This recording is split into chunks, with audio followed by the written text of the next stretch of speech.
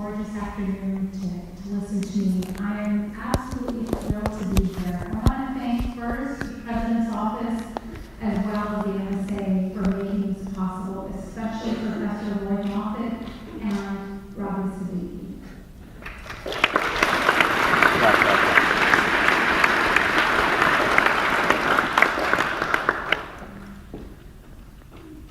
I want to tell you a little bit about myself before I jump into my research. I think it's important to get to know each other. I think that there's far too much talking past each other these days and far too little real conversation. I was born in Cairo, Egypt, and I grew up in Madison, Wisconsin. So I was born in the Middle East and grew up in the Midwest. Two parts of the world that Washington insiders know very little about. And so I'm used to having to explain a lot of things. I grew up in a town a lot like this one, idyllic, college town, almost everyone had something to do with the university.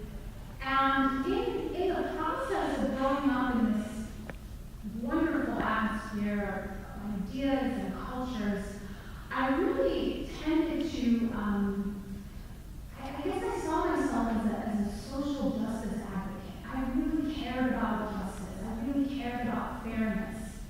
And it was through this prism that I approached my faith. I was raised a Muslim. My parents, of course, my parents are Muslim. But I wasn't ready to just accept it at face value. I really approached it from the place of a deliberate seeker, someone who wanted to evaluate his faith as a critical skeptic. I didn't take things for granted. When I was 15 years old, I started to read the Quran for the first time, really, as someone who wanted to seek answers, specifically a young person who cares so deeply about justice.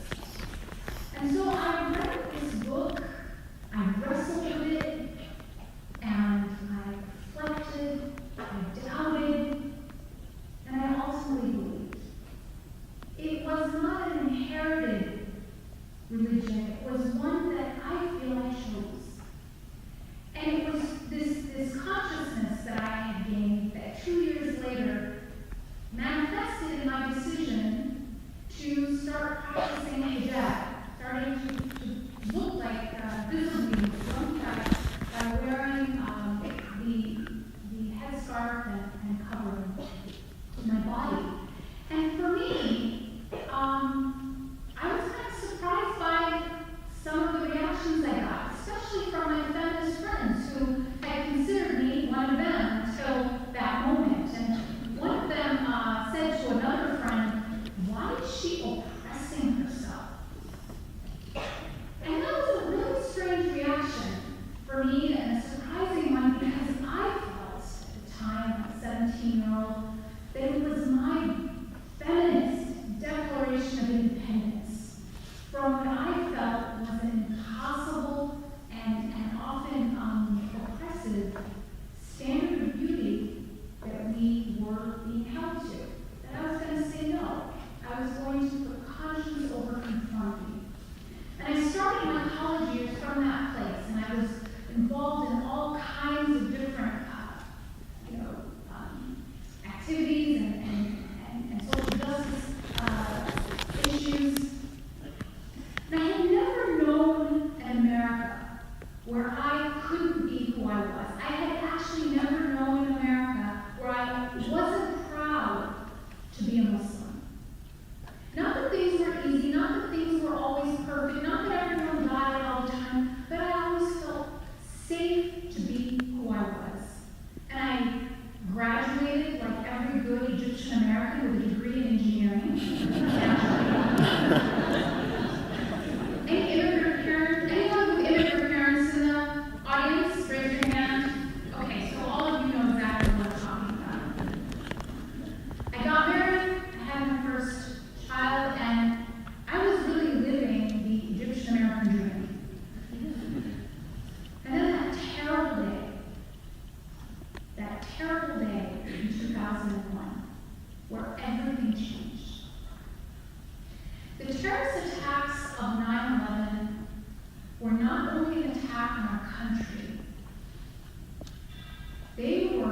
an attack on each and every one of us personally. And that included the millions of Americans who identify as Muslim. And I was one of them. I could hardly believe what I was seeing on TV. And as I tried to make sense of all my emotions, anger, shock, sadness, I had to figure out what to do because I had an infant and I had to drive across the Midwest that day to move to a new city to start art school. And so we decided in that moment that we had to wait till the next day. There was just no way. We just didn't know what to expect. We had to at least give it one day to make sense of what was going on and then to drive the next day. And so that next morning, we had our car packed, we put our son in his car seat, and we drove. And I remember we drove as far as we could, as far as we possibly could get on that tank of gas, because we were actually afraid to stop. We just didn't know what to expect. And finally, when we had to stop in the middle of nowhere in Ohio, I remember that I sunk down in our car so that no one could see me. For the first time in my life, afraid for someone to know that I was a Muslim. So we finally got to our destination with just stairs, nothing more.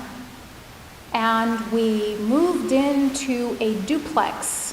And so it's the day after 9/11, and guess who moves in next door, right? So our neighbors were sort of understandably taken aback. And I remember that whole week, it was making sense of a new city, a new home, and honestly what felt like a new world. And so that Friday, that first Friday after the horrific attacks, we had a decision to make. Now, for those of you who don't remember because you weren't born yet, or were very, very young, or just don't remember those first few days, there was a lot of confusion, there was a lot of anger, and there were attacks on Muslims or people who were perceived to be Muslims. One friend of mine actually had a bomb threat in her school, and they had to evacuate that week. So this was not an entirely implausible idea, but there were warnings. And basically the advice to Muslim Americans during that time from our own sort of civil rights leadership is, don't go to the mosque that first Friday. It might not be safe, it might be a target. So we had to figure out what to do. We had to decide if we were gonna go or not. And we weren't sure. And I thought, this is a new city, we have no idea what to expect. We have an infant. Maybe we should just sit this one out. It was really a moment for us to decide what kind of a future and what kind of an existence and what kind of an American we were going to be. And it is this fear and it is this confusion that I want to talk to you about today. And I want to start with this quote. One of my favorite quotes. Thomas Jefferson said that an educated citizenry is a vital requisite for our survival as a free people. That the foundation of our democracy is for all of us, you and me, to be well informed. It's one of his most famous sentiments. So what happens when we are disinformed? What happens when our emotions and our fears are manipulated? What I'll cover with you today is exploring this idea of Islamophobia. I'm gonna define it. What is it? I'm gonna discuss a little bit about why there is so much of it right now.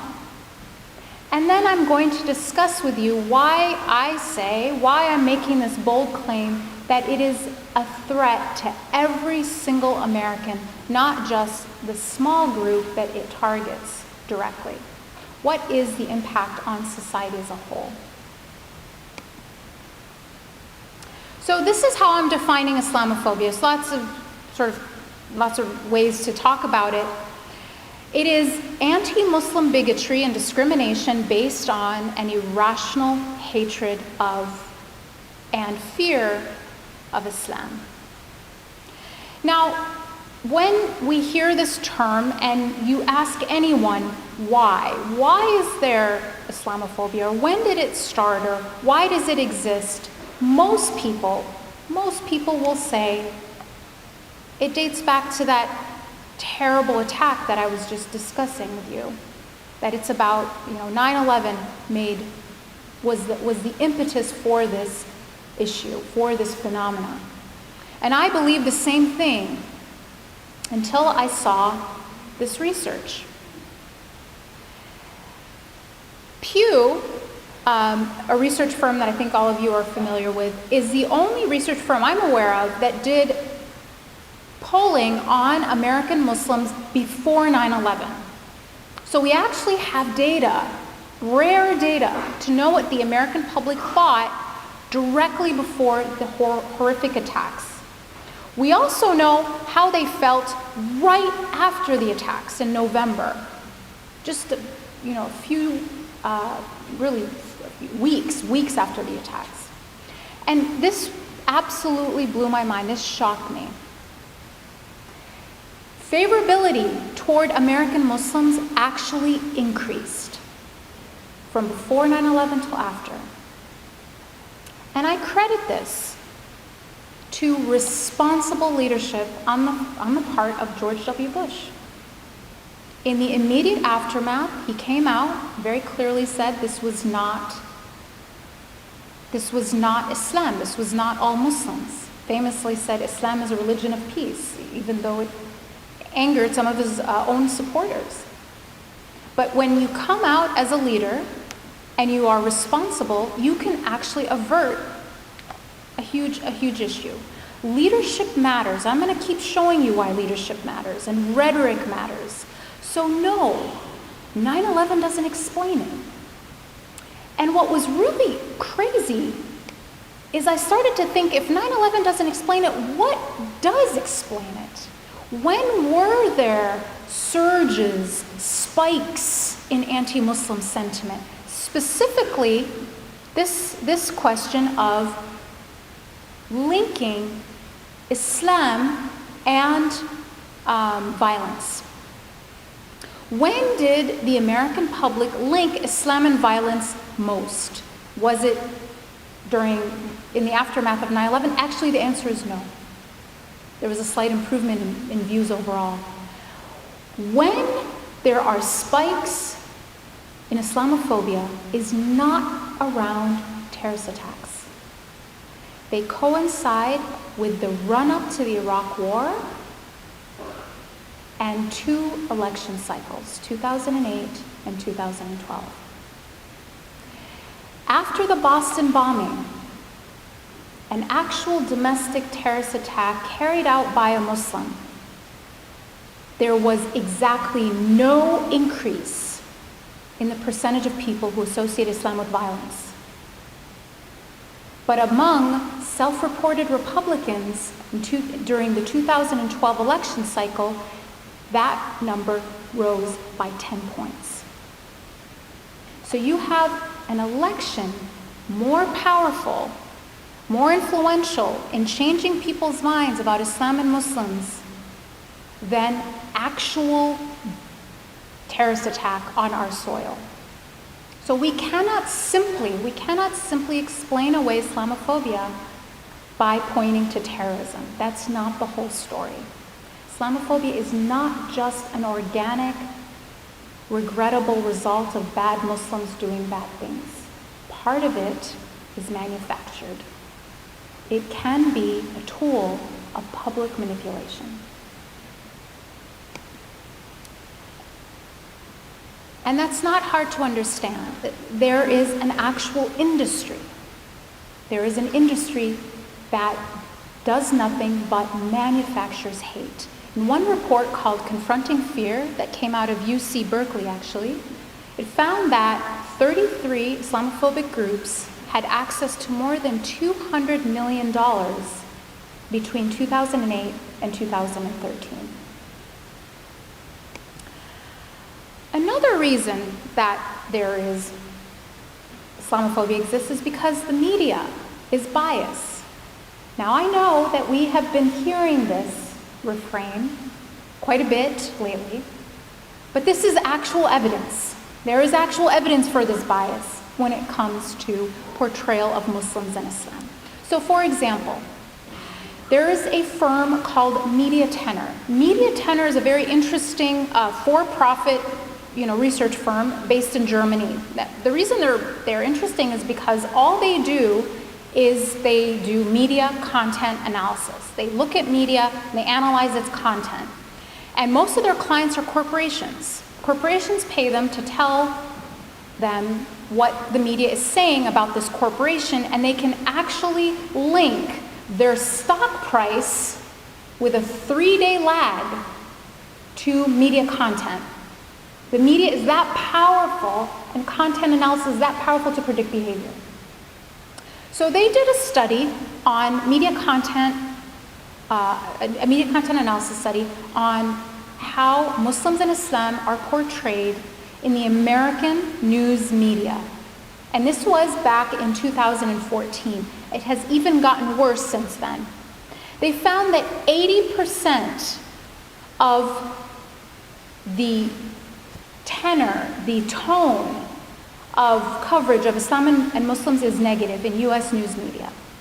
Now, just for a reference point, coverage of North Korea, that is a designated terrorist state according to our State Department, receives 73% negative media.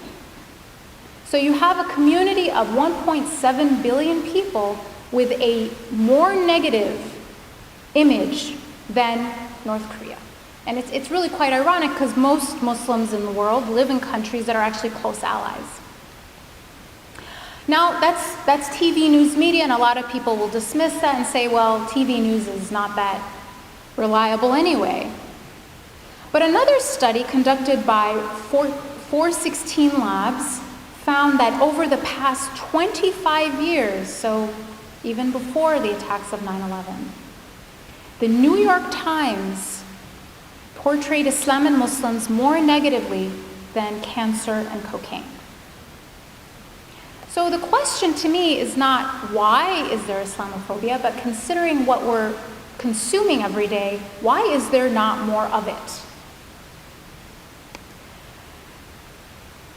This study just came out, brand new, out of Georgia State University, and they found that controlling for the type of target, fatalities, whether or not the person was arrested, that attacks by a Muslim perpetrator received, on average, 449% more coverage than other attacks. So it's not just how Muslims are portrayed, it's not just what the media says, but also what it doesn't say, what it chooses to cover, what it chooses to downplay. And this is all playing into creating our perceptions. So what is the impact of this? What is the impact on society of this kind of climate? Islamophobia makes us less free and less safe. I'm going to start with the obvious. Bias, there's tons of research to show that bias impacts behavior. They're not separate things, they're not independent things. Bias links to behavior. So the obvious impact is that it can lead to certain kinds of discriminatory actions. Muslims are by far the most likely faith community in America to report having experienced some form of faith-based discrimination in the last year, nearly 4 times as likely as Jewish Americans to say they experience it regularly. Now, when you look at who among Muslims are the most likely to experience discrimination, it's actually really the most vulnerable. It's women, it's young people, and it's people without a college education. But here's the thing about bigotry: it does not stop targeting its intended target. Bigotry spreads. Bigotry opens the door for other kinds of prejudice. So Islamophobia opens the door for other kinds of bigotry. This study, I think, will surprise a lot of people. It certainly has surprised me. In a Gallup study, we found that the variable most strongly linked with self-reported prejudice toward Muslims was self-reported prejudice towards Jews. If someone admit to being anti-Semitic, they were 32 times as likely to also be Islamophobic. And this is all self-reported. They are actually saying, I harbor prejudice toward these groups.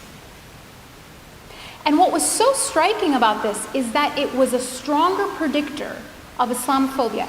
Anti-Semitism is a stronger predictor of Islamophobia than any other variable tested. Age, race, political affiliation, even whether or not you know a Muslim, or, shockingly to me, your opinion of the faith of Islam. How people felt about Jews was a stronger predictor than any of those things. So Islamophobia is not isolated.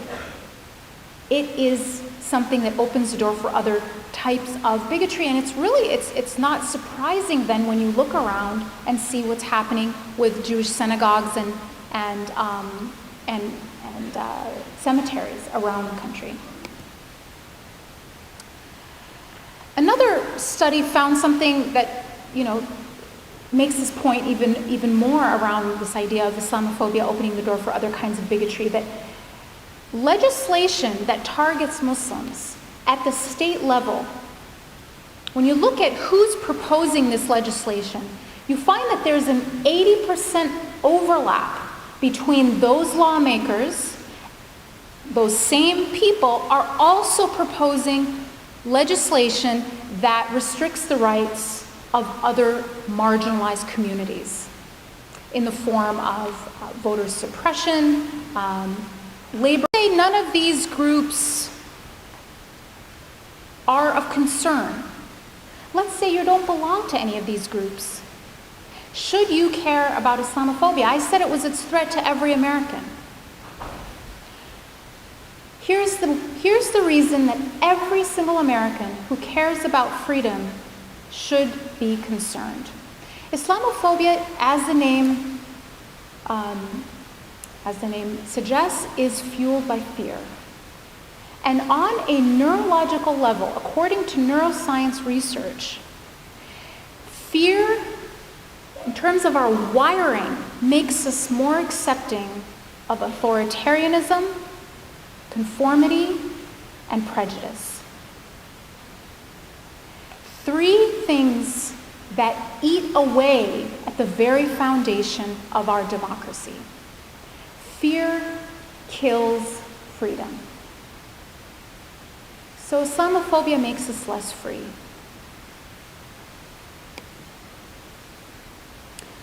But it also makes us less safe. So the idea that there is some kind of a tension between pluralism and national security, that we have to be Islamophobic to be safe, is not borne out in the evidence. It's actually quite the opposite. Islamophobia makes us less safe. Here's one example why. This study found that reliance on media for information about Muslims was associated with American support for public policies targeting Muslims 3 months later, as well as policies that included military action against Muslim countries, so it helps manufacture consent for military intervention, separate and more thorough airport security lines, as well as even revoking the right of Muslim Americans to vote. It makes us less safe because it makes for bad policy. It also makes us less safe because it can result in actual violence. The FBI, according to the FBI, in 2015, hate crimes against Muslims rose by 67%. But it also makes terrorist recruiting easier. It fuels terrorist rhetoric because their entire proposition is there is an inherent war between Islam and the West. And they ask their vulnerable, alienated recruits, which side of that do you want to be on? When there is so much anti-Muslim rhetoric, they can just point to it and say, aha, see what we said? And in fact, that's what they did. This is a screenshot of an actual propaganda recruiting video put out by Al-Shabaab, a sort of subsidiary of Al-Qaeda in Somalia, where they used actual clips from our campaign, from this last presidential campaign. When we have our politicians, their own words being used in propaganda videos to recruit terrorists, no one can tell me that Islamophobic rhetoric makes us more safe. It does quite the opposite. It is aiding our enemies. So, while Islamophobia does target Muslims first, yes, they are the first to feel it, and yes, they are the first to be hurt by it. They are really like canaries in the coal mine. The first to perceive, the first to be hurt, but make no mistake, the toxic climate of bigotry is hurting us all. So what can we do? What can we do about it? I don't want to just leave you with a problem without offering some thoughts on solutions. We need to replace fear with facts. Back to what Thomas Jefferson said, unless we are well informed, our democracy is threatened. The first thing we need to know is that we've been here before. This is actually not new. 100 years ago, it was anti-Catholic rhetoric. And it was strikingly similar. Almost everything that's being said about Muslims today was said about Catholics 100 years ago. Their loyalty to the United States was questioned. They were blamed for problems in the country. They even had specific laws in the form of the Blaine Amendments targeting the Catholic community, very similar to what are referred to as anti-Sharia laws on the state level in the United States today that target Muslims and curtail their religious freedom. The problem, though, is that the Blaine Amendments now are many times used against many other groups to curtail their religious freedom. The other thing we need to know is who are Muslims, right? This great unknown, this monolithic group that is so often misunderstood, so often discussed, debated, and so seldom actually heard from. You can't profile a Muslim because they're every ethnicity, they're every age.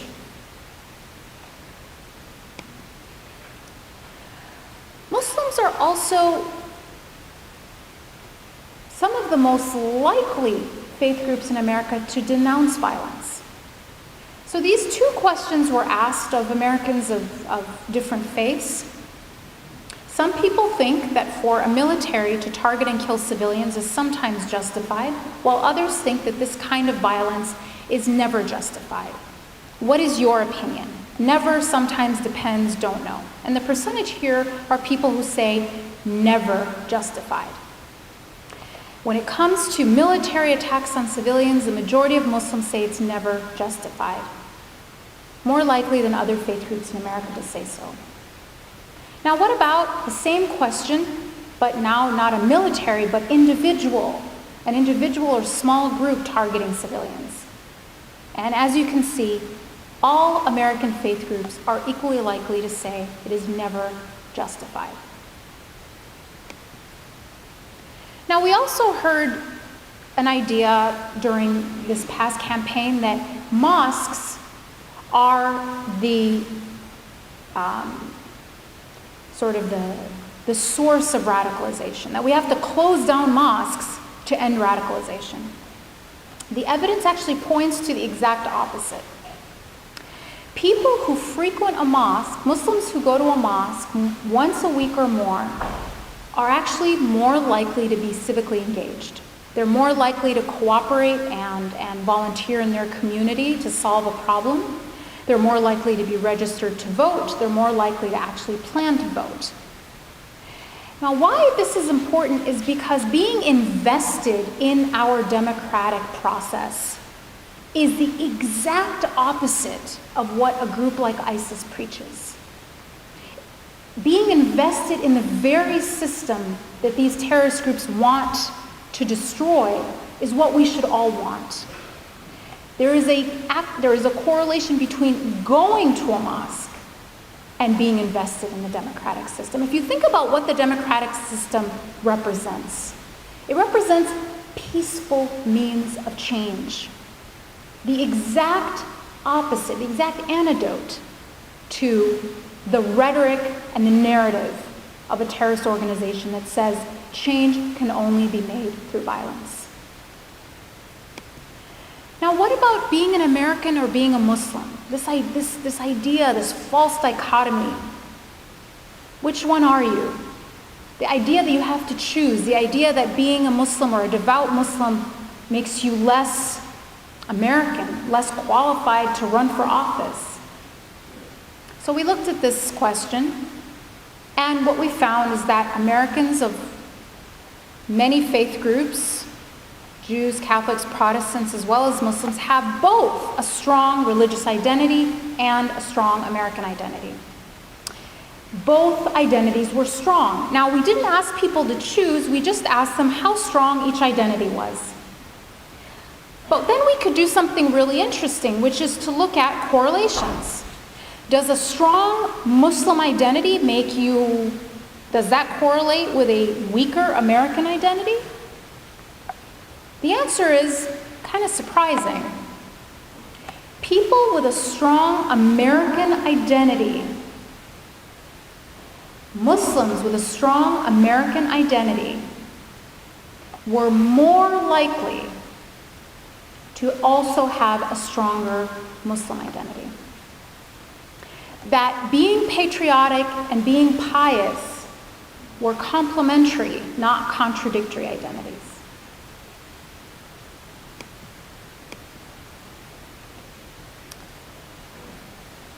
So, what should we do? What will you do?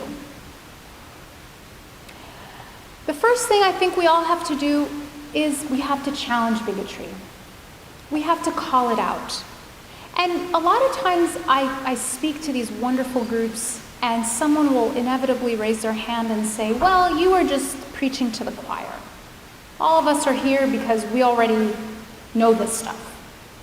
And my response to that is I actually don't believe that. I don't think everyone here is the choir. And what I know for absolute certain is not everyone here's Facebook friends are in the choir. Pretty sure of that. So you are all now ambassadors. Take what you think was worthwhile in this presentation and spread it to your friends and family who were not here. We all have a responsibility to safeguard our democracy. We need to call out media bias. We are the consumer, right? We're supposed to be the ones that the media is responsible for informing. We need to recognize not only that Muslims are not harmful or not scary, but that actually, like all Americans, Muslims contribute a great deal to our country's prosperity, our innovation, and our safety. We need to build coalitions across culture, color, and creed for a stronger America. And we all need to vote. And so back to my story, what did we do? Well, we decided whatever we may find, we would go. We were not going to let the terrorists win. We were not going to let them dictate how we practiced our faith in our country. We were going to go to the mosque, whatever we may find, an angry protest, possibly even violence. So we strapped our son in his car seat. We drove to the mosque in silence, kind of tense, not sure what to expect, not sure if there was even going to be a prayer that first Friday. And when we got there, we were surprised that the parking lot was full. Okay? So I carried my son in, took off my shoes, walked in, and what I saw left me speechless. Half the congregation that day were people of all faiths and no faiths, not there to protest, not there to attack, but there to stand in solidarity with us. And this beautiful act of courage and compassion changed everything for me. And so the question is this: in our democracy, there are no passengers. We are all members of the crew. And so we have to ask ourselves, in this pivotal time in our country's history, are we going to play it safe, or are we going to be like those who said, we are better than that? Thank you.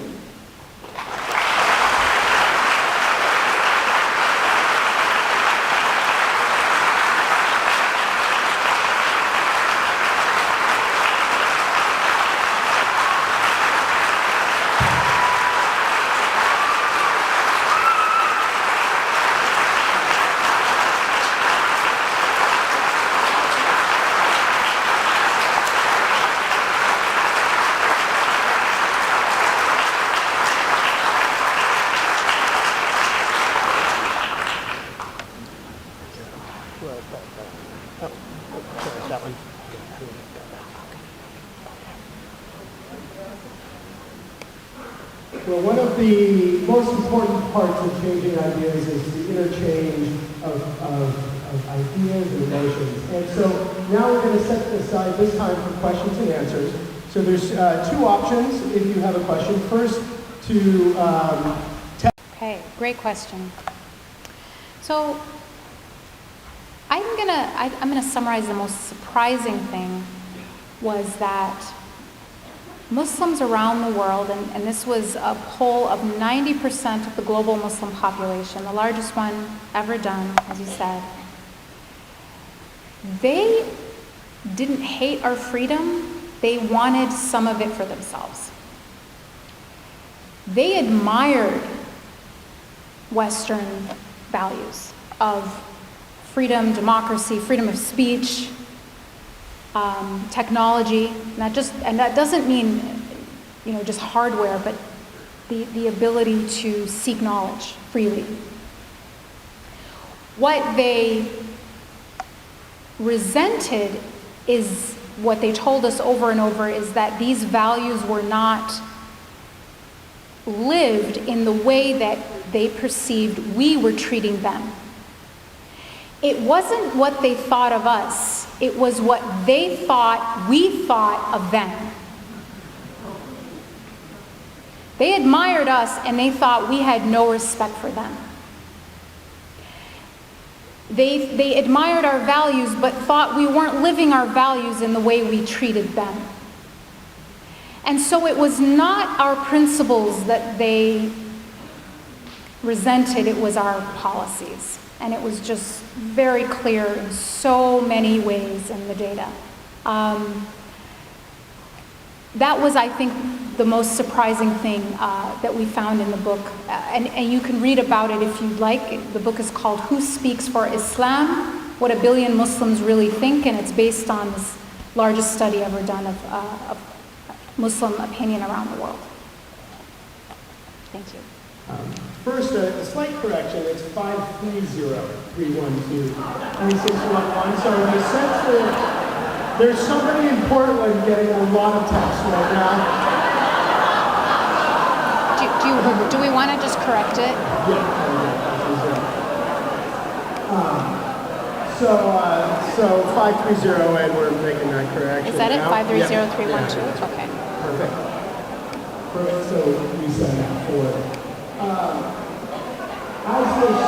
There we are. As we're still gathering those questions, so we did bring up a point. So you had the opportunity to work within the Obama administration, and what this person was asking is, what kind of leadership did you see there? That what lessons do you have from Obama's leadership on faith matters that you think could be shared, maybe with the current president, since he's learning?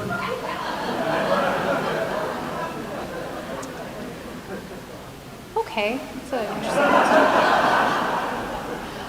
I'll say, look, I did serve as an advisor to President Obama. It was a huge honor and a privilege, but that doesn't mean I agree with everything Obama did or said, right? I remain always an independent, always a skeptic. I will never just blindly follow anyone. But I will give Obama credit for this. Obama was one of the most pragmatic people I've ever seen. It came down to what works and what doesn't work. Why did he refuse to use the term, I think, Islamic terrorism or Islamic radicalism? The reason he refused to use it wasn't because it was politically incorrect. He refused to use it because he knew that it was exactly what a group like ISIS was frothing at the mouth, wanting him to say. And they wanted him to say that because they wanted to be called Islamic. Thus their name, right? The Islamic State. They want that legitimacy. They want that credit for being representatives of a faith of 1.7 billion people who basically all reject them. And here's the other thing. This so-called, Islamic State's primary targets are other Muslims. This is what no one talks about. 97+% of their victims are Muslims. So to call them Islamic or to use this term is not only counterproductive, it's inaccurate and it plays right into the hands of our enemies. So that's one thing I would actually like to, convey to our current president is, let's just talk about what works. Let's set aside political correctness. And by the way, when you have an auditorium full of people cheering for you, that is politically correct. You're doing exactly what you have to do to get political capital, which means you are being very politically correct. Let's set aside what ideology we want to pursue and just talk about what works. Here's a question. As an influential social media figure, do you think social media activism has provided an alternative platform to the regular news media, the Muslim voices?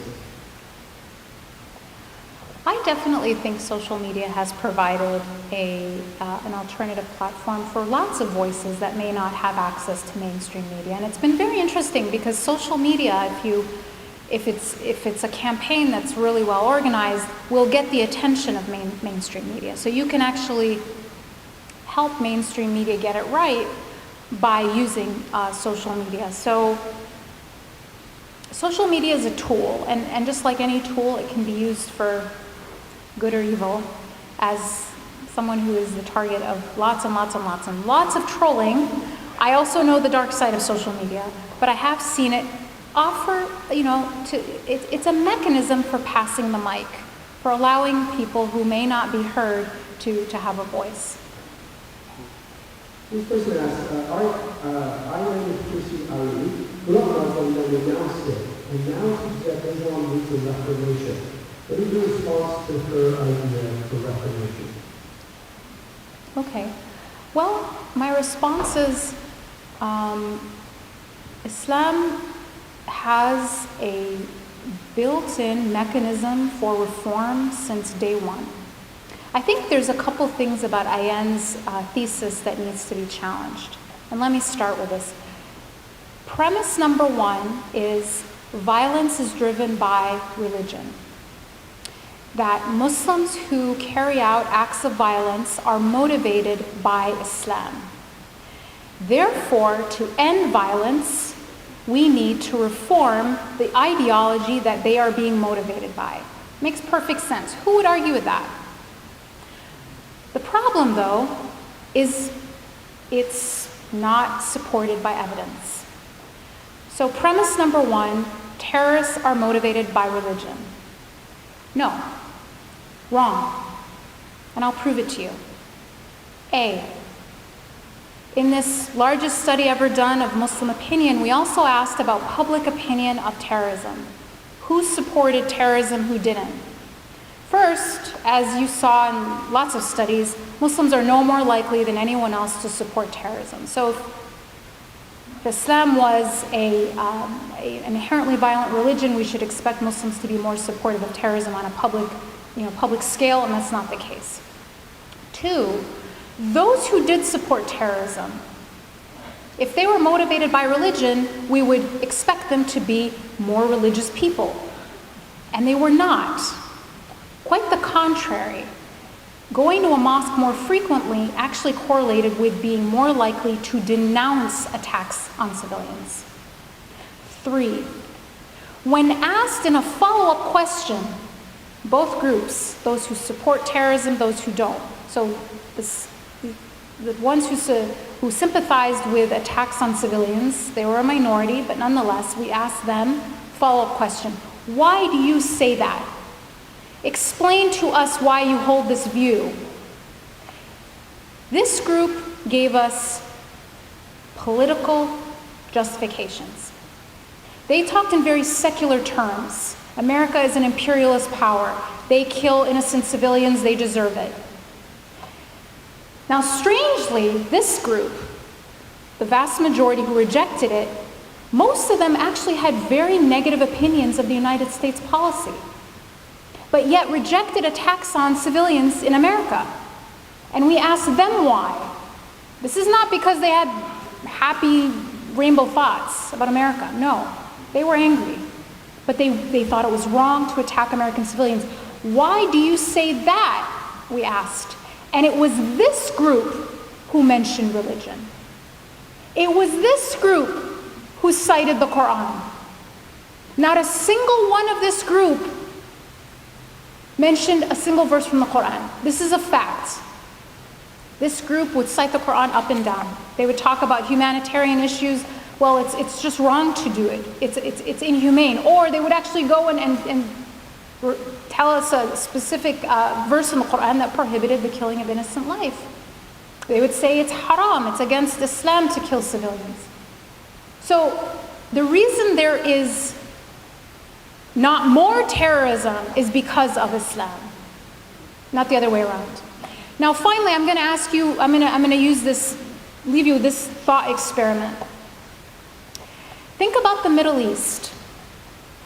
Think about the geopolitics of the Middle East. Think about the economics of the Middle East. Think about the foreign interventions of the Middle East. Now erase Islam. Islam never happened. Doesn't exist. But everything else is exactly the same. Okay? Everything else is exactly the same. A failed state in Iraq, a genocidal maniac in Syria. Would there be a group that emerges in this ecosystem like ISIS? Taking away Islam. All other things exactly the same, just take away Islam. Would a group like ISIS emerge? The answer is yes. And how do I know? Because a group like ISIS emerges anytime, anywhere these conditions exist. But they call themselves by different names. And guess what? The names they call themselves by coincidentally coincide with the dominant social narrative of the place they happen to be. When they are in Buddhist societies, they use Buddhist rhetoric and Buddhist symbols. When they are in communist societies, they use communist rhetoric and communist symbols. When they are in Catholic society, they use theology. They use liberation theology to justify their acts. When they are in Jewish societies, they use Judaism.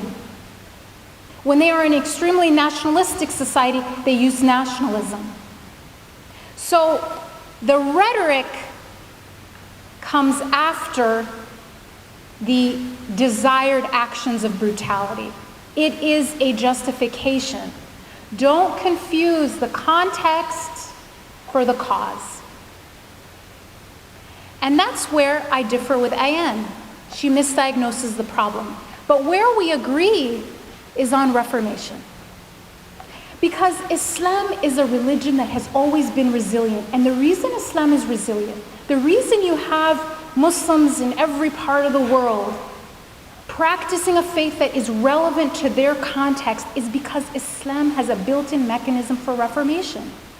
It changes with time and place. It adapts to new situations. And it must continue to do so. So now I call on Muslims to say, don't be afraid of change. Don't be afraid. Don't ossify Islam in a way that it was never meant to be. Our faith is one that lives and breathes and must continue to adapt. There is nothing to be afraid of. There are things that have to be timeless. But our faith is one that we are afraid of it going off into some crazy, place, and so we want to freeze it. But that is the innovation. Because Islam has been, the laws and the rules and the understandings of Islam are so diverse and have been changing from time to place since day one. Freezing it in one place is the innovation, not the other way around. Here's one I get a lot. One of our people in the audience wants to know, why don't American Muslims speak out against terrorists? Good Lord. All right. I think they're present here. Okay. No, thank you for asking this question. American Muslims and other Muslims have issued over 800,000 pages of public condemnations of terrorism.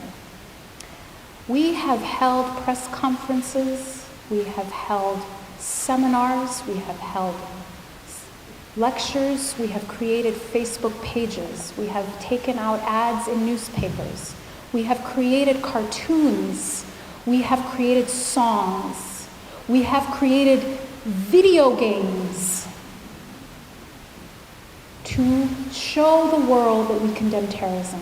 In fact, there is not a mechanism of communication that we have not exhausted to prove, to declare how much we condemn terrorism. We have entire organizations that do nothing but condemn terrorism. In fact, that is their reason for being. We have organizations called Muslims Against Terrorism. If people haven't heard by now, I'm not sure what to do, but I do know this, and I'm going to take it a little bit further. I'm gonna try this out. condoning terrorism means what? Because the opposite of condemning is condoning. What does condoning terrorism mean?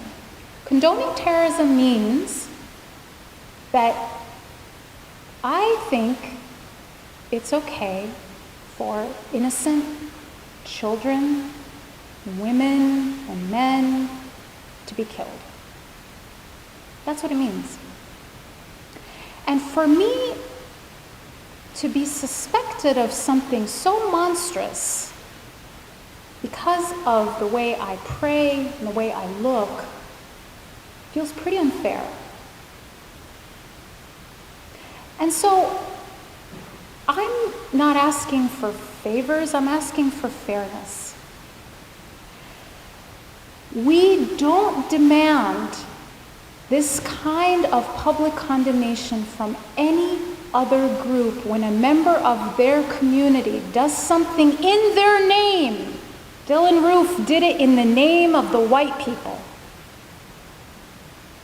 I didn't ask if you condemned it because I know you do, because I assume it, because you're a decent human being, and I'm going to assume that about you until I know differently. And all Muslims are asking for is the same assumption of innocence.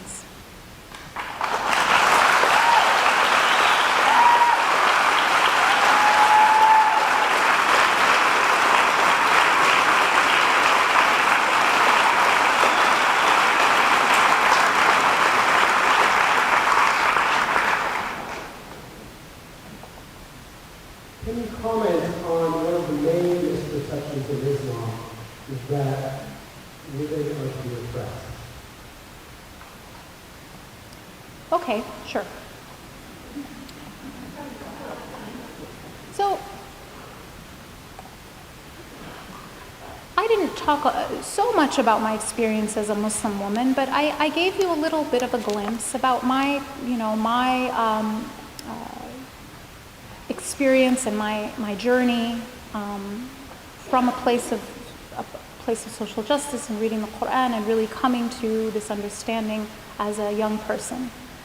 And I think that might, for a lot of people, sound strange, right? There's a huge difference. There's a huge gap between what I'm describing as a really empowering, liberating experience of Islam and what we see on TV, what we normally think of Islam and women. And I'm going to attempt to explain why there might be this huge gap between, say, what I'm describing and what people mostly perceive. The first thing is this. There's a difference between what Islam teaches and what you might see practiced in a lot of Muslim majority countries. And that's the difference between religion and culture. Let's just talk about us as Americans. We do a lot of things in our culture that I think we would all say are not a part of our majority religious faith. Can we agree on that? There is a difference between culture and religion. Not everything Americans do is an exemplification of Christianity or the teachings of Christ. I think we can all kind of agree on that. Right? We're one of the most religious countries in the world, and we are the most religious developed country in the world. We're also the most violent, right? That doesn't make sense. The majority of us are Christian, and Christians will mostly tell you, Jesus was the Prince of Peace, someone who taught nonviolence. So there's a big gap between culture and religion. And that exists everywhere. It's a human quality. There's a difference between culture and religion. Don't assume everything Muslims do is because of Islam. So that's one thing. Yes, is there oppression in many countries around the world, Muslim and Christian and Jewish and Buddhist? Yes. Women are oppressed everywhere in the world, including in Muslim countries. Doesn't mean it's because of their faith. The second reason there is a gap is because there's a difference actually between reality, even in Muslim majority countries, and what we hear. So for example, I'll use America. Muslim women in America, American Muslim women. American Muslim women are more educated than American Muslim men. That's a reality that most people aren't aware of. American Muslim women are among the most educated women in America. American Muslim women are more likely than the general public's females to work outside the home. Lots of realities that we're not even aware of. So there's a difference between perception and actual reality. And then the third thing, and I think this is the most important, is we sometimes, and this is another human quality, it's called essential attribution error. And this is what it is. Basically, when someone from a group that we don't consider ourselves part of, an out-group, does something wrong, we essentialize it to their being in that group. For example, when there is domestic violence in a Muslim home, what do we call it? What do we call it? Let's say there was, God forbid, an actual murder. We call it what? We call it an honor killing. It's very exotified. What do we call it when it's in a Christian home? We call it domestic violence. Right? Okay. So if you look at our statistics, 1,200 women are killed every single year by an intimate partner or a former intimate partner. It's a social ill that we call domestic violence. And unfortunately or fortunately, Muslims are human, which means they suffer from the same exact horrible things that riddle other human beings. So we actually did a study that just came out a few months ago where we looked at domestic violence in America across religious groups.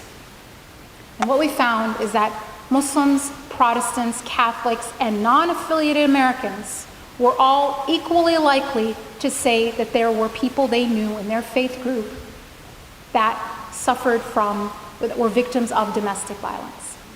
So why is there a gap between what I'm describing as an empowering religious experience and what we perceive is because we essentialize bad behavior when Muslims do it to their religion and culture. We call it things like honor killings and honor crimes. But when other people do it, we just call it a social ill. Whereas it's a social ill for everyone. Right? Muslims are just as likely and just as not likely to have this problem. It is a human problem. And we need to treat it as a human problem because that's the only way we're going to deal with it. Here's the danger of essentializing things to Islam, especially when it comes to women. It's because Muslims, like everyone else, have regressive people that don't want women to have rights in their community, right? This is not like no one's immune to this. There are people against women's rights in every community, including in Muslim communities.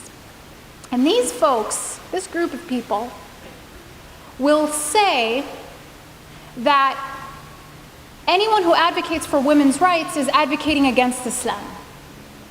Because that's the easiest way to fight something, is to say, well, you're actually, you're for Western hegemony and you are against Islamic norms because you want equal rights for women. So when we do their work for them by coupling these regressive practices with Islam, we are undermining the work of indigenous, local women's rights activists, right? Gender justice activists need the legitimacy of their own communities. If we say you're either a feminist or you're a Muslim, we've taken away that legitimacy for them and we've empowered their enemies. So we have to make a big, big difference between this idea of feminism and being against Islam. You can be, if you are truly following Islam, you should want justice for all people, including women. I'm going to just end with one thing, because this thing about women and oppression is so common. One of the biggest symbols of women's oppression is hijab, this gorgeous scarf I'm wearing. And here's the thing, so I want to talk about this because it's just it just happens and it keeps happening, keeps being said. So I just want to take a moment to discuss it. Hijab is oppression. Okay, why? Why do you think a hijab is oppression? I always ask, why? Why do you think that? Well, because a lot of women are forced to wear it. Okay, I agree with you. A lot of women are forced to wear it. But actually, most women are not. Most women choose to wear it. Yeah, but a lot of women are forced to wear it. Okay, I agree with you. But guess what? A lot of women are forced to do a lot of things. But we don't make those things inherently oppressive. I'm going to just give you a really simple example. Really simple example. Trafficking. Human trafficking is far worse in terms of harm, numbers, and everything else, in terms of forcing women into prostitution, than is women being forced to wear hijab. 1,000 times worse in terms of the number, in terms of the actual impact on their psychology and their well-being and their safety, right? Can we agree on that? Trafficking is worse than hijab? All right. So all these women are forced into prostitution. Does that mean that choosing consensual sex is inherently oppressive? No, right? Okay, so let's apply that same principle to hijab. Yes, some people are forced, that's terrible, and I'm against that. But the vast majority are not. And we cannot assign inherent oppressive qualities to something just because some people are forced. Otherwise, if we apply that to other things, we wouldn't like the, outcome of that. We wouldn't like the answer or the conclusion of that line of thinking. So a second reason that sometimes people say, it's oppression because it just is. You're all covered. Okay, let's talk about that. What is oppression? Oppression is the taking away of your power, right? I don't let you vote. That's oppression. You don't have agency. You can't change things. You can't express your political views. So what am I saying? What are we saying about the source of a woman's power when by covering herself, she is oppressed? Tell me that's not misogynistic. Here's the thing, folks. We are so socialized to, and it's none of our faults. Let's think about our culture and our images of women. We are so socialized to associate female power with female sexuality. The source of power for women in our society is their ability to attract men's attention, and that is just how it is. And so when we see something different, it appears like, wait a minute, you're taking away all your power. What the heck's going on? That's oppression, right? Think about this. If you were a brand, you're a brand manager, and you had to create an ad for a cologne, a men's cologne called Power. What would the man in the ad be wearing? An Armani suit, not a Speedo, right? Not so much. Now we're gonna make the female version of this perfume. What is she wearing? Or not wearing? We're socialized to, these are implicit assumptions, and we have to challenge them. So no, saying a woman is oppressed because she's covered is sexist.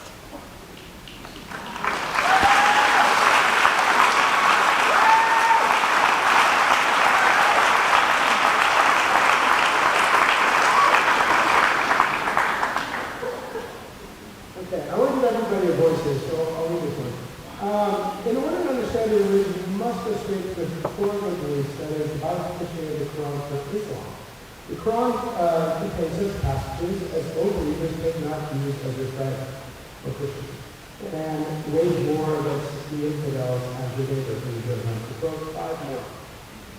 There are dozens of these violent, open-ended commandments by Muhammad for Muslims to follow. ISIS actually obeys these commands, while you seem to ignore them. Please explain how you can ignore the violent commands for all Muslims and still call yourself a Muslim. Okay, that's an interesting question, but a good one that I'm glad actually was brought up. So a couple of things. A lot of these, I don't even know where to begin, but I'm going to start here. These verses are understood by 1,400 years of scholarship and by a consensus of scholars today as meaning something entirely different from what ISIS says. So here's the thing, how do we understand a faith? Is it by the understanding or the claimed understanding of its most deviant supposed members, or by its scholarship, or by its experts, or by the consensus of its scholars, and the vast majority of its followers? You know, here's the thing, is there a single topic where you would trust ISIS over the other 1.7 billion people? Is there a single topic of any possible topic where you would trust their understanding of it? The answer is probably not, but yet somehow they have become Quranic scholars, that they're going to represent Islam and the rest of us are all wrong. Okay? It doesn't make any sense. Second of all, the Bible contains many of these same kinds of verses that would be prone to the very same misinterpretation. So this idea that the Quran has them and the Bible doesn't is silly. The third thing that, specific to some of these, they're actually just misrepresented even in the question. It doesn't say do not take Jews and Christians as your friends. It says do not take Jews and Christians as your overlords. It's a difference. There's a kind of slight difference. And it simply means don't take people as overlords. Be independent. Simple as that. There are so many things I could say that address that. I think I'll end with this. There is a letter that I think you should all look up called Letter to Baghdadi. Letter to Baghdadi is literally a letter to the founder of ISIS. And it's signed by every major scholar in the world, responding to their interpretation, point by point, not from the perspective of secular humanism, but from the perspective of Islam itself. If you have a group that, when French journalists are captured, one French journalist was captured by ISIS, spent 11 months with them, came back out and said, these folks don't even read the Quran. They don't know anything about the Quran. This is him saying it. They're not motivated by any understanding of the Quran. They are motivated by a specific socio-economic, political reality. And their interpretation of the Quran comes after their desired brutality, not the other way around.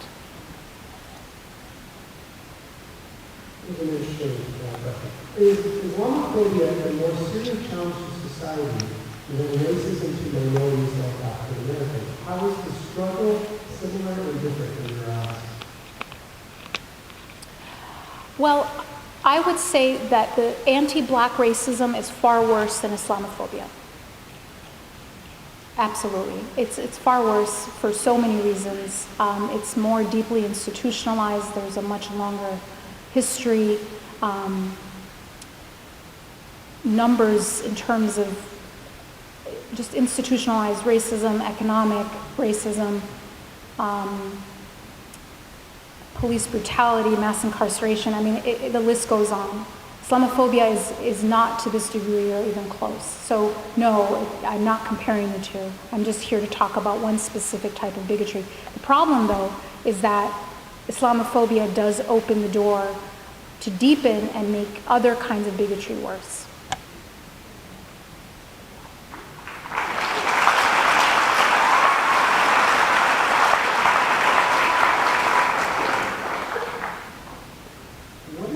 One bit of advice you could give to young Muslims as they grow up in this environment? Okay, so if I only have one bit of advice, I have lots of things to say, but I'll just keep it to one thing, and that is never allow those who dislike you to define you.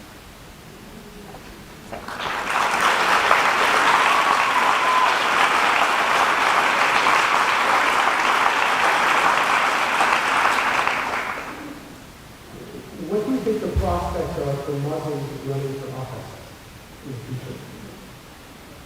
I think they're great. I really do. You know, I was just in Minneapolis and I met Ilhan Omar. Do you know, anyone know who she is? Ilhan Omar? She's the first Somali American to be elected to any office. Yeah, she's amazing, and she's a legislator in her state legislators in Minnesota. And Ilhan ran against an incumbent that was in office for 40 years. She unseated a Democratic incumbent that was there for 40 years, another woman actually. And she ran against a Somali man. So she was fighting every possible, you know. Her Somali male counterpart got 70% of her community's vote. It wasn't the Somali community that voted her in. She got young people and progressive whites as well as 30% of her community, and she got a coalition of very unlikely sort of different groups to vote for her, and that's how she did what like no one could do for 40 years. So I'm hopeful, and it just takes discipline, it takes time, it takes volunteering and campaigns, learning, staffing, elected officials. So don't give up. This is your country, and you have a responsibility to make it better. So,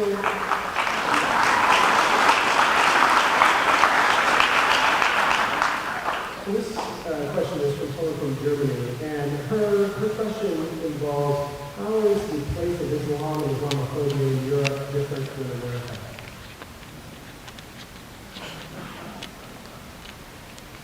Well, okay. So as much as I complain, or not complain, I'm just trying to make us closer to who we want to be.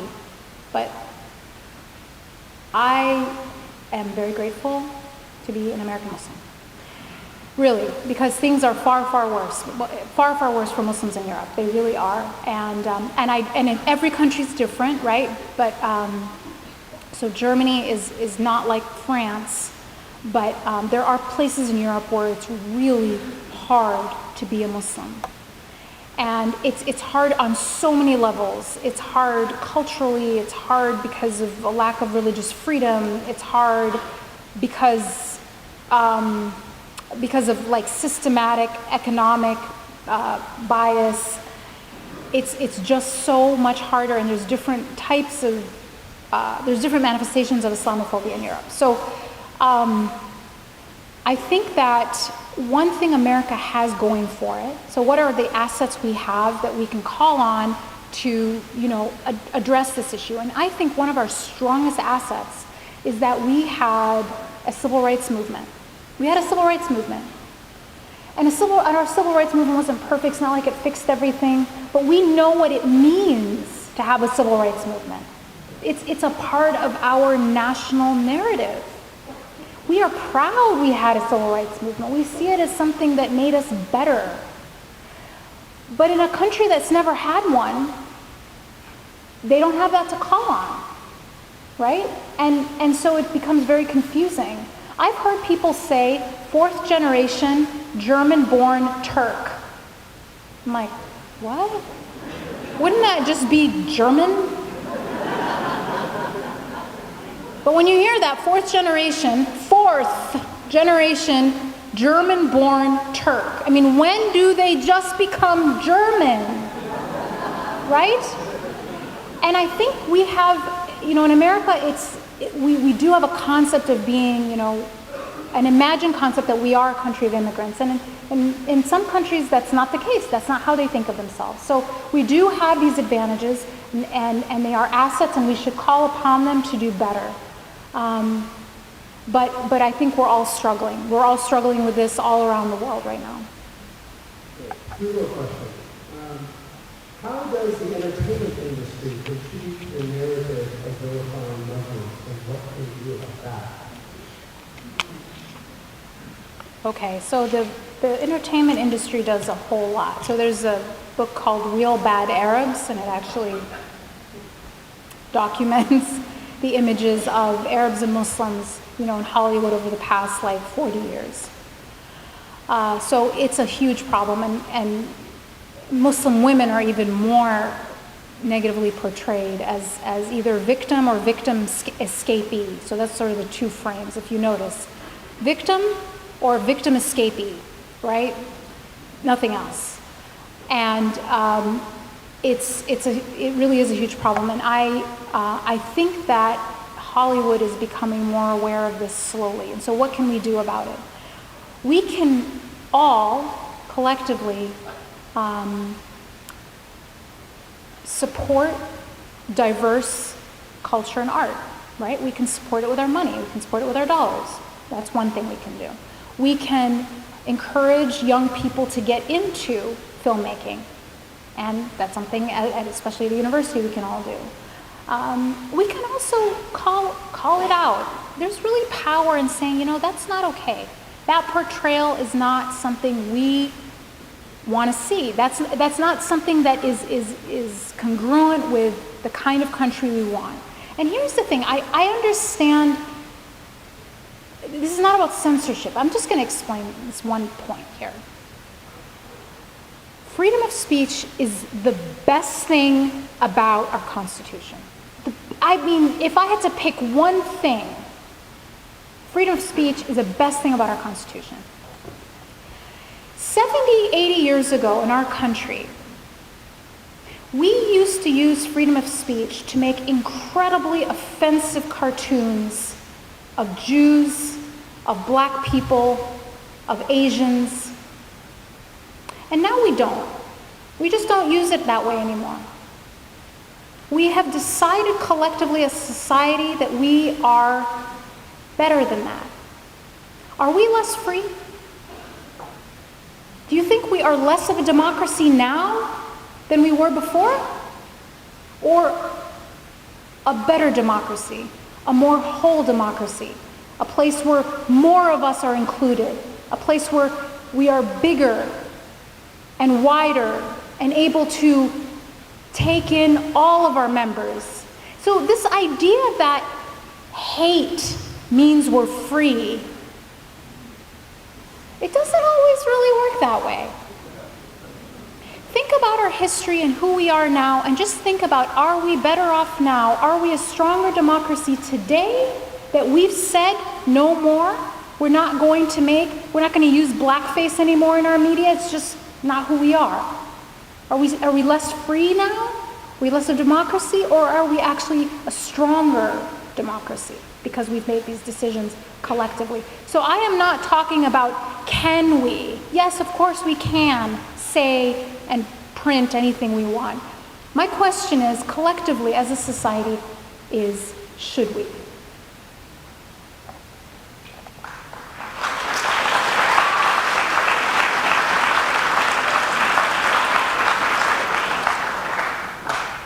You've made me want to learn more. Can you suggest sources and research to rebut anti-Islam talking points? Okay, well, I will shamelessly plug my organization. But seriously, we are the only think tank that focuses entirely on American Muslim issues. So rigorous research that is very solution-seeking. ISPU.org. Here, I'm going to actually write it on this, if that's okay. Here, I'm just going to type it there. Oh, all these things, I'm sorry, just forget about this. None of this is happening. Okay.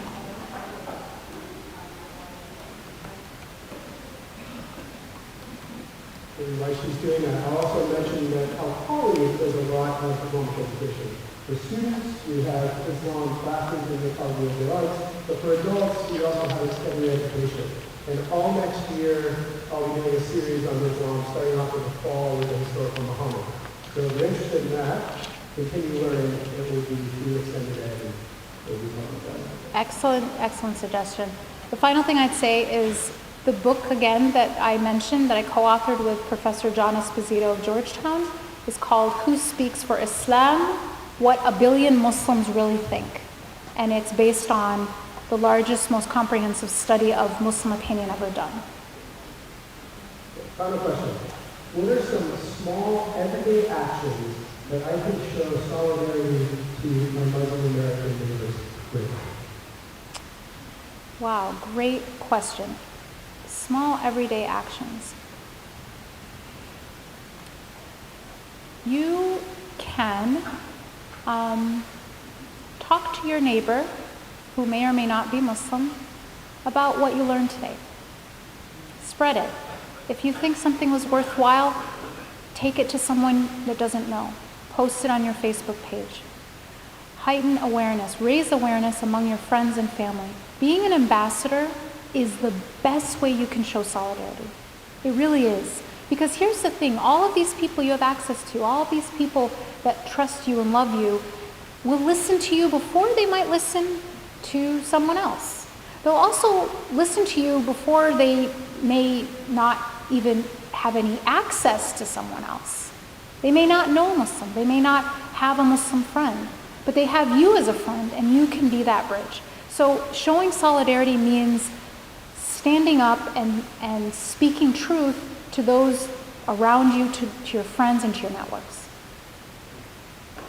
Thank you.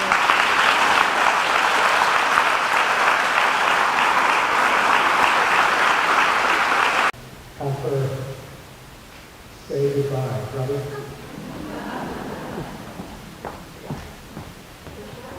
Hello again. I just wanted to say, if anyone's question that was not answered here, I know that we were getting a ton of questions. We couldn't do all of them in the time that we had, but if you still have questions, please feel free to come to the mosque on Fridays at 1:00 p.m. and someone will answer your questions.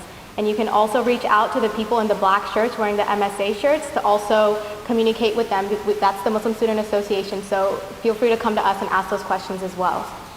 And then I just wanted to give a huge thank you to Sister Dalia for coming out and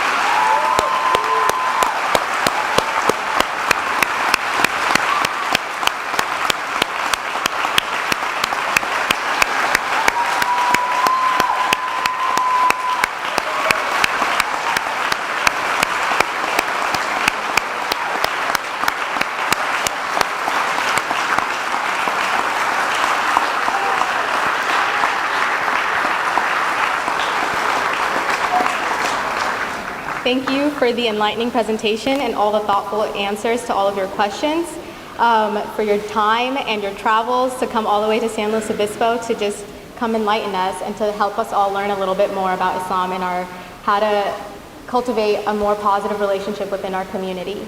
I also want to thank every single person in this room who came out tonight to learn about Islam and to educate yourselves and also just learn about Muslims in the community and really make an effort to make this positive change. I think that everybody here, as well as a lot of other people in our community, are just looking for that outlet to learn and to really promote inclusivity and diversity in our community, and this is the very first step in doing that. So thank you for coming out tonight.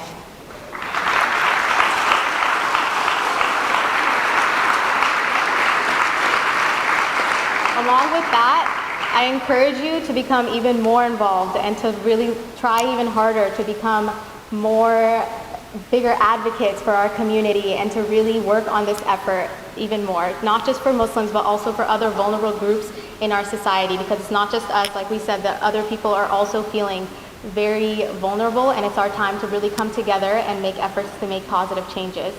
So I hope that we can all work together to combat hate and to create a more peaceful society. Thank you again for coming out, and I hope you enjoyed the event.